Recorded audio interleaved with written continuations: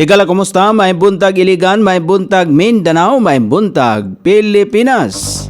Adlaw nga Huwebes karon pitsa 25 ning buwan sa Abril ning tuiga 2024. Sangan sa ato station manager Pastor Robin Solapas kini ang inyong KSR Kabisaya Nonay B.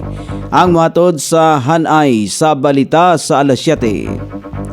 O karon sa uluhang tudling sa ato mga balita, mga taga Suarez libre makagamit og computer sa pagkolekta o pagpili sa basura. Hemodialysis unit sa City Hospital gipadak-an. HIV, STD counseling og testing libre sa serbisyo karaban.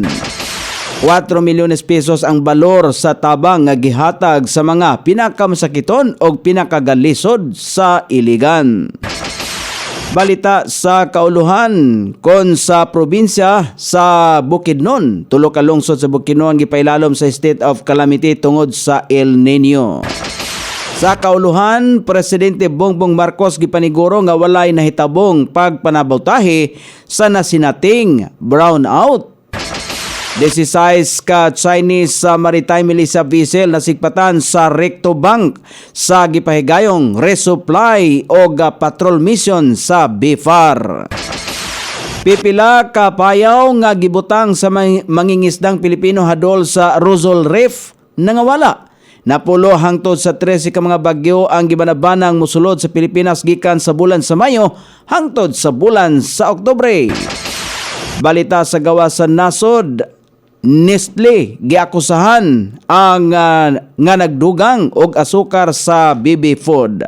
Balita sa kinabuhing Kristohanon, tax exemption sa mga kasimbahan sa New Zealand gikahadlukan nga mahanaw. Kini ang uluhang tudling sa atong mga balita nga dalit kanato ning istasyon. DXSR 106.7 sa inyong FM dial. Ang bugtong radyo sa Dakbayan Siligan nga nagsibiya sa balang kasulatan, pinasubay sa inspired and preserved, not simply dictated King James Version sa Angkor Broadcasting Corporation. Gibuksan sa niaging adlaw ang e-hub o e-learning hub sa Barangay Suarez. Aduna kini upat ka computer sets og printer libre nga makagamit ang mga residente nga nag-edad og 15 ngadto sa 30 kung aduna sila dala nga mga ginamit nga plastic bottles, sako og tarpaulin. Inisyatibo kini sa SK Chairman Ryan na Maghanoy og iyang council. Gidaig ni Mayor Frederick Siao ang paningkamot sa SK nga makatabang sa sektor sa mga kabatanon og ilaang matampo sa pagsulbad sa problema sa basura ning syudad.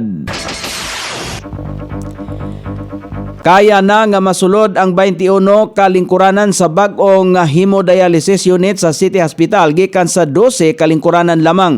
Gipadak-an ang hemodialysis unit aron mas daghan ang mga pasyente nga matiman, ilabi na nga daghan dinhi sa Iligan ang nagkinahanglan og dialysis.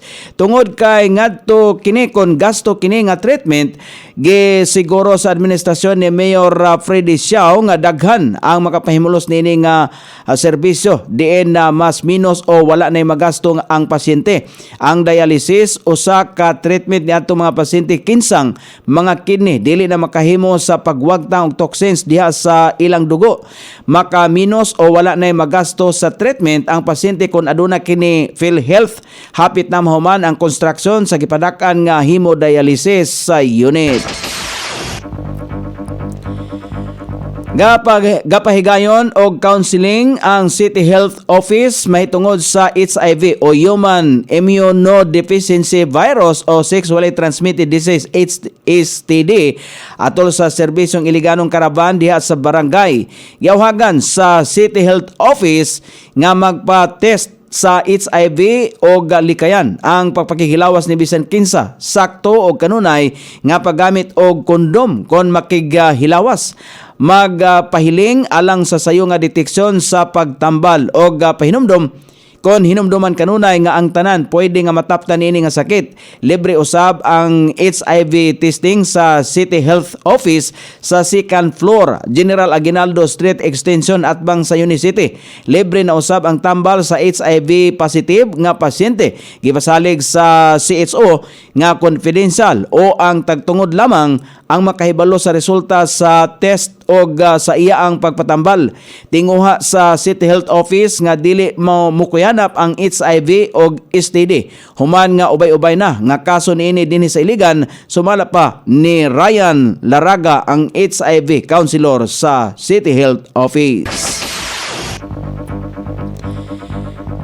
Mikabat sa 4 milyones pesos ang kinatibuk ang balor sa tambal, assistive device, pagkaon o cash assistance nga nahatag sa mga pinakamasakiton o pinakagalisod nga mga residente sa Iligan sukad sa gisugdan ang uplan bisita sa niaging tuig hangtod ning bulana sa Abril ning tuiga 2024. Ang uplan bisita nga programa ni Mayor Freddy Siao diin ang mga doktor og serbisyo sa lokal nga kagamhanan ang mangita og adtuon ang mga residente nga walay access sa health care o kakayahan nga magpatambal sa kaugalingon. Daghan sa mga benepisaryo nga mga idaran, walay pamilya nga gasuporta, mga baldado og walay panginabuhian, tinguha niini nga mahatagan og alibyo ang ila ang kondisyon og makapahimulos sa serbisyo sa gobyerno nga dili na sila kinahanglan nga mogasto o mulinya sa mga opisina. Deklarado na sa ubos sa state of calamity tungod sa epekto sa El Nino phenomenon ang kalungsuran sa Kibawe, Quezon o Kitaw-Taw nga pulo sakop sa lalawigan sa Bukidnon. Kini gumikan sa pagkaepekto sa tinubdan sa ilahang katubigan o kahimtang sa agrikultura sa nasong lalawigan. Namahayag si Office of the Civil Region 10 Assistant Regional Director Gilbert Kunde nga tungod niini giawhagan ang ubang mga ahensya nga mohimo og mga lakang sama sa Department of Agriculture aron matabangan ang katawhan sa nasoy mga lungsod. Hinuon adunay calamity funds nga magamit ang matag lungsod apan dili kini paigo kay limitado lamang ang paggasto sa naasoyng pundo.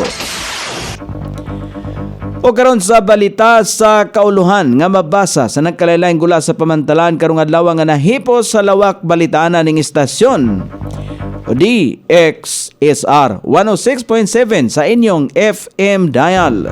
Ang bugtong radyo sa dakbayan sa Iligan nga nagsibya sa balang kasulatan pinasubay sa inspired and preserved, not simply dictated King James Version sa Anchor Broadcasting Corporation. Gipaniguro ni Presidente Ferdinand Marcos Jr. nga walay nahitabong pagpanabutahe may tungod sa nasinatiang power brownout sa nasod. Aminado ang presidente nga adunay problema sa supply sa kuryente tungod kay nagkadungan og nagsugunson nga pagkapalong ang mga planta. Pagpatinaw pa sa punong ehekutibo nga wala siya nakita nga pagpanabutahe pagkahuman ang gihimo nga pagtuon. Sumala pa sa presidente nga wala gayod na daog sa mga planta ang bugat nga power load dungan sa mga gikatahong technical problems sama sa mga piyesa nga kinahanglan na gayod nga pulihan. Gihatagan og katinawan usab sa presidente nga sa pagkakaron hinay-hinay na nga mibalik ang power supply loyo sa mga gideklarang red o yellow alert og anam-anam na usab nga gipahapsay ang mga mipalyar nga mga power planta o Sava stations. Samtang nagtuo usab ang presidente Marcos nga gawa sa solar power ang pagkabit sa submarine na cables ang nakitang malungtarong solusyon sa enerhiya partikular na sa Occidental ug Oriental Mindoro nga maghatag og dalan aron ma-transmit ang mga sobra nga kuryente sa mga nanginahanglan nga lugar.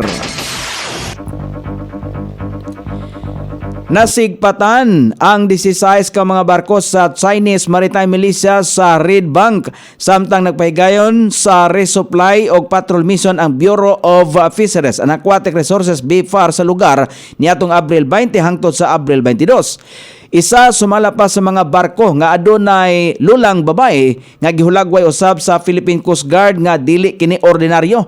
Miabot usab ang barko sa China Coast Guard sa ikaduhang adlaw sa pagpatrolya sa barko sa Pilipinas sa nasong kadagatan nga adunay distansya lamang nga 1.5 nautical miles gikan sa barko sa BFAR nga BRP Dato pagbuaya.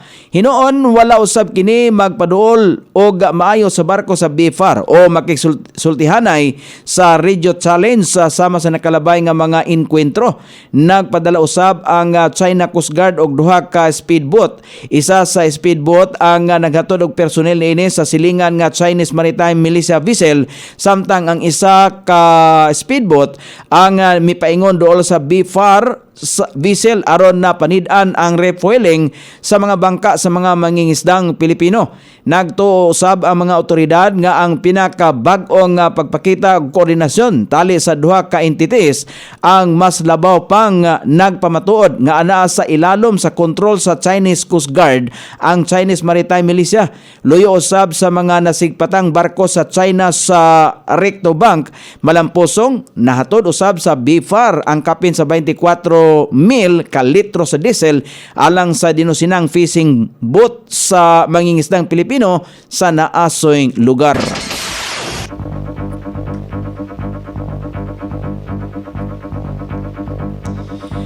Gikataho sa Bureau of Fisheries and Aquatic Resources BFAR nga nangawala ang pipila ka payaw sa fish aggregating devices nga gibutang sa mga mangingisda sa unang bahin sa Abril hadol sa Rosol Reef nga nahimutang sa habagatang bahin sa Red Bank. Sumala pa sa usa ka mangingisda nga kauban sa grupong nagbutang sa payaw. Bugtong ana sa unom gikan sa napulo lamang ka payaw ang nahibilin sa naasoyng reef niadtong ilaha kining gibalikan aron sa pagsusi niini. Sa pila ka oras usab nilang pagpangita, duha ka payaw na lamang ang nakit-an sa grupo sa BFAR. Nakita usab nga nagluta-luta ang pisi sa lugar kundiin isa sa mga payaw ang nasigpat. Pagpatinaw pa sa BFAR nga posibleng natangtang ang mga nangawala nga payaw o naanod lamang sa sulog apan ila pa kini gihapon nga gisuta sa pagkakaron. Gibanabana nga ana sa napulo ngadto sa 13 ka mga bagyo ang mosulod sa Pilipinas gikan sa bulan sa Mayo hangtod sa Oktubre karong tuiga. Sumala pa sa Department of Science and Technology. Gibutyag sa State Weather Bureau Senior Weather Specialist Rose Abastillas, usa o duha ka tropical cyclone ang gilaumang mosulod sa bulan sa Mayo ug Hunyo, samtang duha ngadto sa tulo ang posibleng mamugna kada bulan sugod sa Hulyo hangtod sa Oktubre. Sa Hunyo gilaumang muagi ang bagyo sa bagatan o tungatungang bahin sa Luzon og mag-recurve paingon sa amihanang Luzon. Gilauman usab nga sa Hulyo mas daghang mga pag-ulan kundiin gimanabanang kasagarang agian sa bagyo mao ang dapit sa Luzon og mga bagyo usab sa Oktubre ang kasagarang makaapekto sa Luzon ug Visayas og dito usab kini maglandfall. Samtang adunay 60% nga kahigayunan nga ma-develop ang La Nina sa tunga-tungang bahin sa bulan sa Hunyo ug Agosto. Apan posible usab nga ubos ang kahigayunan sa mga pag-ulan sa bulan sa Hunyo ug Hulyo, labaw na sa western part sa nasod nga Pilipinon. O karon sa balita sa gawa sa nasod, giakusahan sa usa ka Swiss National Government Organization ang kompanya nga Nestle human nga nahibaluan sa usa ka pagtuon nga nagdugang og asukar sa mga baby food niini nga gipamaligya sa mga kanasuran. Sa mga sample nga nakuha sa nasod sa Bangladesh, India, Pakistan, Thailand, South Africa ug Ethiopia, adunay nakit-an nga 1.6 hangtod sa 5 ka gramo nga sugar sa mga baby food. Bisan pa nga nakabutang sa produkto nga no added sugar, bakak ang nasoyng ingredients nini. Tungod ini giimbestigahan sa Swiss government ang mga produkto sa Nestle nga gipadala sa third world countries. O karon sa balita sa kinabuhing Kristohanon, adunay dakong posibilidad nga matangtang ang tax exemption sa mga kasimbahanan sa New Zealand tungod sa pressure nga nakuha niini gikan sa mga katawhan. Ang nasoyng tax exemption gihimo apan adunay kondisyon ang gobyerno nga kinahanglan nga maghimo sila og buluhaton alang sa mga katawhan. Bisan pa man nga usa ka Baptist ang kasamtangang Prime Minister sa New Zealand, gianunsyo niya nga ang posibleng pagtangtang sa tax exemption tungod sa pag-abusar sa naasing balaod nga gihimo sa mga mega churches sa kasamtangan. Niabot sa 50,000 ka pirma diin nagpakita og pag-uyon ang mga katawhan nga tangtango na ang tax exemption sa mga kasimbahanan. O karon sa balita sa lakat sa panahon, padayon makapiktar ang Intertropical Convergence Zone sa Southern Mindanao. Easterlies ang makapiktar sa ubang bahin sa nasod nga Pilipinon. Ang Basilan, Sulo, Tawi-Tawi, makasinati og mapanganuron nga kalangitan inubanan sa katag-katag nga mga pagulan, kilat og pagpanalugdog, epekto sa Intertropical Convergence Zone. Ang ubang parte sa Mindanao makasinati og panalagsang pagpangdagom ngadto na sa mapanganuron nga kalangitan inubanan sa patak-patak nga mga pag-ulan, kilat o pagpanalugdog, epekto sa easterlies o localized thunderstorm. Hinay ngadto nas kasarangan nga hangin ang magagikan sa silangan ngadto sa amihan ng silangan direksyon ug ang kadagatan hapsay ngadto nas kasarangan ang mga pagbalod. Sukod sa temperatura dinhi sa Dakbayan Siligan, ang kabugnawon ana sa 26 ug ang kainiton mosangko sa 33 degrees sentigrado. Ang adlaw misilang kaganiha sa alas 5:37 ug mosapon niya sa alas 6:12 sa sayong takna sa kagabhion.